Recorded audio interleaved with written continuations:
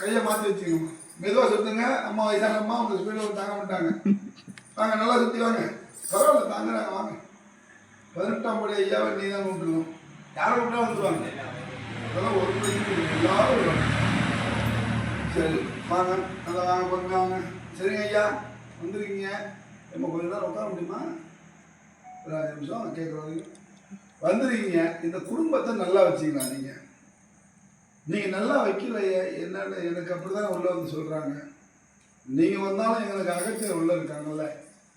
இந்த குடும்பத்தை குடும்பமாகவே நீங்கள் வாழ வைக்கலையே. நீங்கள் ஏன் துணை செய்யலை?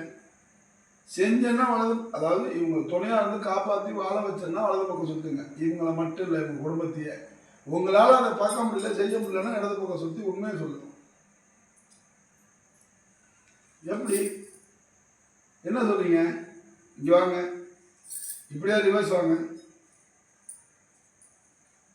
18ஆம் படி கருப்பு தானே வந்துருக்கீங்க. அப்படின்னா வலது பக்கம் சுற்றுங்க கொஞ்சம். ஓகே போதும் வாங்க. ஏன்னா அவங்களால சுற்றிட்டு வர முடியாது. இப்போ இவங்க குலதெய்வம், நீங்கள் இவங்களை காப்பாற்றிருந்தீங்க. இவங்க ஒருத்தர் மட்டும் காப்பாற்றி என்ன பண்ணுவீங்க? குடும்பத்தை இழந்துட்டு என்ன இது பதிலாக இது? அதெல்லாம் இல்லை.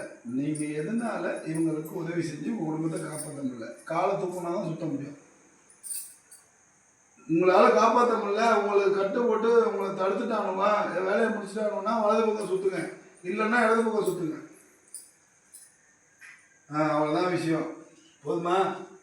சரி ஐயா நீங்கள் இறங்கிங்கம்மா.